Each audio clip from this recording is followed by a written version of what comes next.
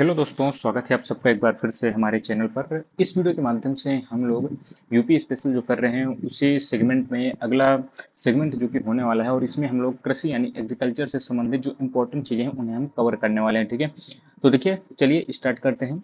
तो सबसे पहले देखिए क्या है, कृषि प्रौद्योगिकी से संबंधित देखिए जो भी विश्वविद्यालय यूनिवर्सिटी है इन्हें हम देख लेंगे कहाँ पर क्या है। तो देखिए सरदार वल्लभ भाई पटेल कृषि एवं प्रौद्योगिकी विश्वविद्यालय का है तो मेरठ में, चंद्रशेखर आजाद कृषि एवं प्रौद्योगिकी विश्वविद्यालय कानपुर में काफी ज्यादा महत्वपूर्ण है। आचार्य नरेंद्र देव कृषि एवं प्रौद्योगिकी विश्वविद्यालय भी ध्यान दीजिएगा, फैजाबाद जो अब अयोध्या नाम से जाना जाता है। बांदा कृषि प्रौद्योगिकी विश्वविद्यालय तो बांदा में ही है। रानी लक्ष्मीबाई केंद्रीय कृषि विश्वविद्यालय झांसी में है। राजकीय ऊतक संवर्धन प्रयोगशाला ध्यान दीजिएगा लखनऊ में है। राजकीय खाद्य प्रसंस्करण प्रौद्योगिकी संस्थान लखनऊ में है। उत्तर प्रदेश गन्ना अनुसंधान परिषद ये कहाँ है, शाहजहांपुर, मोस्ट इंपॉर्टेंट है, ध्यान दीजिएगा। और केंद्रीय आलू अनुसंधान संस्थान का क्षेत्रीय केंद्र कहाँ है, तो मेरठ में है। और केंद्रीय आलू अनुसंधान संस्थान कहाँ है, तो शिमला भी है ये, ठीक है।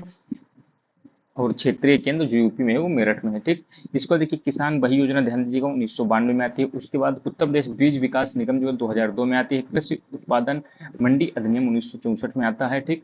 उत्तर प्रदेश का जो जमींदारी उन्मूलन एवं भूमि सुधार अधिनियम है ये 1950 में आता है। किसान क्रेडिट कार्ड योजना की बात करें तो 1998 99 में आती है। किसान रथ योजना 2010-11 में। चकबंदी योजना 1954 में। एंटी भूमाफिया टास्क फोर्स का गठन किया जाता है 1 मई 2017 को, ठीक। अब देखिए प्रमुख फसलें हैं और उनके उत्पादक जिले, तो यहाँ पर जो जो कौन सी चीजें जो महत्वपूर्ण है, तो देखिए कपास के बारे में ध्यान दीजिएगा। कानपुर में होता है, इटावा में, एटा में, बुलंदशहर, अलीगढ़, मथुरा, रामपुर, बरेली, ठीक। इस तम्बाकू की बात कराएंगे तो देखिए मेरठ, गाजियाबाद, बुलंदशहर, सहारनपुर, फर्रुखाबाद, मैनपुरी, गोंडा हो गया। अरहर आपका कहाँ होता है, वाराणसी, झांसी, लखनऊ, प्रयागराज, ललितपुर में होता है।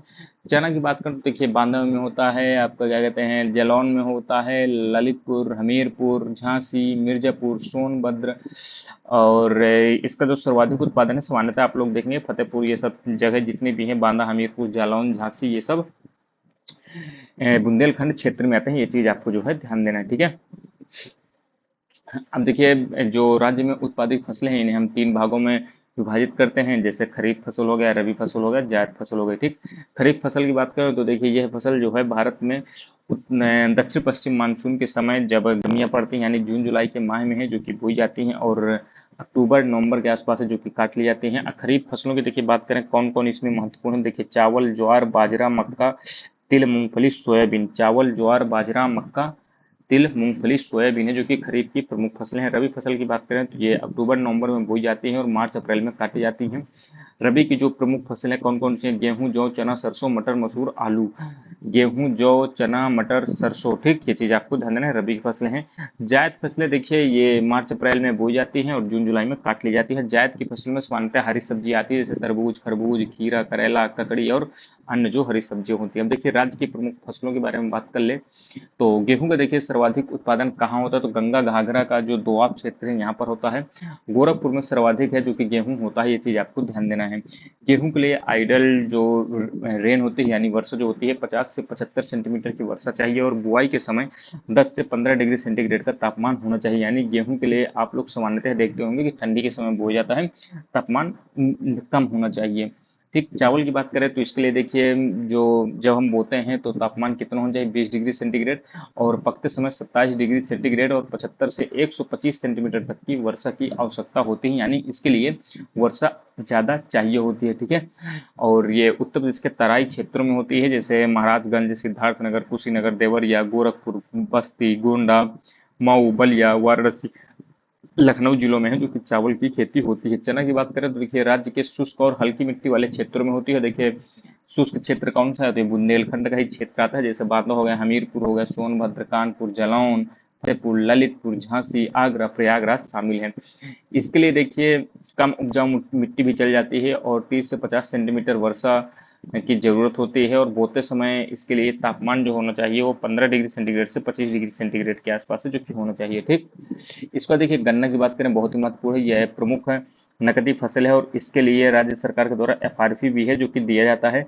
प्रदेश में गन्ने का जो उत्पादन है तराई क्षेत्र और गंगा यमुना दोआब में है जो कि होता है। प्रदेश में गन्ने का उत्पादन जो है मुख्य रूप से बरेली, सीतापुर, पीलीभीत, रामपुर, बलिया, बस्ती, महाराजगंज, देवरिया, गोरखपुर, मेरठ, गाजियाबाद, सहारनपुर, अलीगढ़, मुजफ्फरपुर, मुरादाबाद, इन सब जगह में है जो कि होती है। संभल और शामली भी इसमें शामिल है।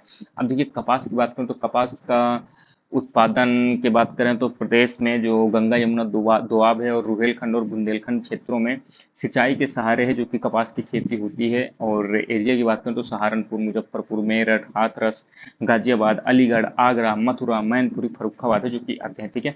सरसों की बात करें तो देखिए सरसों की खेती स्वतंत्र रूप में या गेहूं, मटर और जौ के साथ है जो कि मिश्रित रूप से लगा देते हैं। आप लोग बुंदेलखंड में होंगे तो आप लोग खुद भी देखते होंगे, गेहूं के साथ सरसों को भी लगा दिया जाता है बीच बीच में। राज्य के लगभग सभी भागों में सरसों की खेती है जो कि होती है। ठीक है। अब इसके बाद देखिए बात करें अफीम की, ध्यान दीजिएगा अफीम का सर्वाधिक उत्पादन कहाँ होता है तो बाराबंकी में होता है। महत्वपूर्ण है, ध्यान दीजिएगा एग्जाम में कई बार आ चुका है। और इसके अतिरिक्त गाजीपुर में भी है जो कि अफीम की खेती होती है। ठीक है। गाजीपुर में राज्य की एकमात्र अफीम फैक्ट्री ही, ये चीज भी आपको ध्यान देना है। ठीक है। अब देखिए सिंचाई की बात करें तो प्रदेश में उपलब्ध है। सिंचाई के साधन की बात करें तो सर्वाधिक सिंचाई यूपी में कहीं से होती है तो नलकूप से होती है, लगभग 71% के आसपास। इसके बाद नहर और तालाब से होती है जो कि 18% के आसपास होती है। फिर कुआं और झील है जो कि 10% के आसपास होती है। ठीक है। अब देखिए नहरों के बारे में बात कर लेते हैं तो शारदा नहर की बात करें तो ये सबसे बड़ी नहर प्रणाली है और यह नेपाल की सीमा पर स्थित पीलीभीत नामक स्थान पर शारदा यानी काली नदी से है जो कि निकाली गई है। शारदा सहायक योजना की बात यहाँ पर महत्वपूर्ण नहीं है। रामगंगा नहर, ध्यान ध्यान दीजिएगा, ये उत्तराखंड के पौड़ी जिले में कालागढ़ नामक स्थान पर रामगंगा नहर का निर्माण है जो कि किया गया था। इसमें उत्तराखंड और उत्तर प्रदेश के सामान्यतः बिजनौर, अमरोहा, मुरादाबाद, रामपुर आदि जिलों को लगभग 17.05 हेक्टेयर लाख हेक्टेयर भूमि की सिंचाई है जो कि की जाती है। ठीक।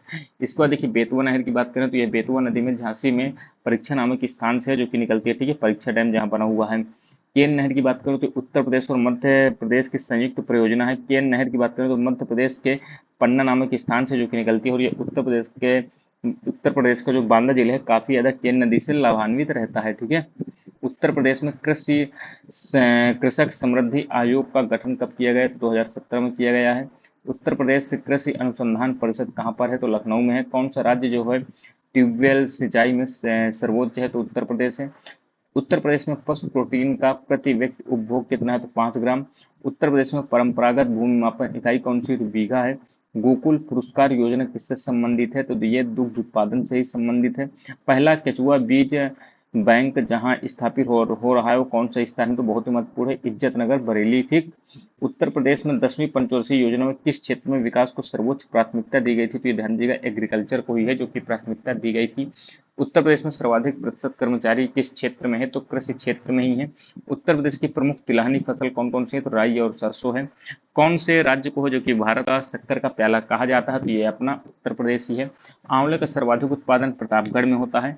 उत्तर प्रदेश में खरीफ फसल की बुआई जो होती है जून और जुलाई में होती है। ठीक।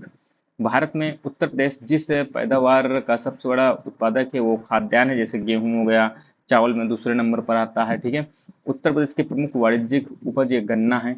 उत्तर प्रदेश में उगाई गई फसलों में किसकी अवधि न्यूनतम है? ध्यान दीजिएगा मूंग की। उत्तर प्रदेश में कृषि उत्पादन बढ़ाने में कौन से कारक सबसे अधिक प्रभावी? तो ध्यान दीजिएगा ये हाई यील्ड के जो सीड्स आए थे वही सबसे महत्वपूर्ण है। ठीक है। 1966-68 के आसपास में जो ये ग्रीन रिवोल्यूशन चलाया गया था। उत्तर प्रदेश का कौन सा क्षेत्र है जहाँ सोयाबीन की फसल मुख्यतः उगाई जाती है? तो बुंदेलखंड का क्षेत्र है। किस दलहन फसल का क्षेत्रफल उत्तर प्रदेश में स्थित है? तो चना का है। ठीक है। भारत के राज्यों में से उत्तर प्रदेश किन फसलों का अग्रणी उत्पादक है? तो गेहूं, आलू, गन्ना। ठीक। उत्तर प्रदेश किन फसलों का देश में सर्वाधिक उत्पादन करता है? तो गन्ना और आलू का करता है। इसके अलावा गेहूं के भी करता है। किस फसल के उत्पादन में उत्तर प्रदेश देश में प्रथम स्थान पर नहीं है? तो चावल में नहीं है, क्योंकि चावल में पहले नंबर पर वेस्ट बंगाल है जो कि आता है। भारत में उत्तर प्रदेश का द्वितीय स्थान है किसमें? तो धान के उत्पादन में। भारत में हरित क्रांति के लिए जो ब्रेड बास्केट कहे जाने वाले राज्य कौन कौन से हैं? तो एक तो उत्तर प्रदेश, फिर पंजाब और हरियाणा। सबसे ज्यादा इन्हीं 3 राज्यों ने है जो कि ग्रेन रिवोल्यूशन का सबसे ज्यादा फायदा उठाया था। कौन सा फसल चक्र है जो कि पूर्वी उत्तर प्रदेश के लिए सर्वाधिक उपयुक्त समझा जाता है? तो धान, मक्का, फिर गेहूं। ठीक।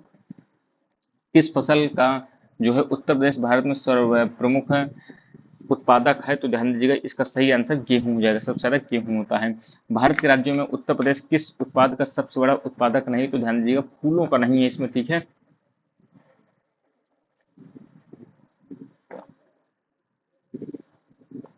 किसके उत्पादन में भारत में उत्तर प्रदेश का प्रथम स्थान है? तो गेहूं और गन्ना, साथ में आलू में भी पहले स्थान पर आता है। ठीक है।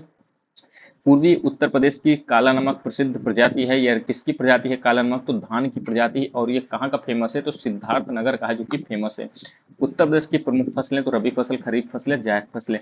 उत्तर प्रदेश की प्रमुख रबी फसलों की बात करें तो गेहूं, चना, मटर, गेहूं। ठीक है, गेहूं, चना, मटर, गेहूं। किस कंद फसल को गरीब का मित्र कहा था? तो गरीब का मित्र किसे कहते हैं? तो आलू को है, जो कि कहा जाता है।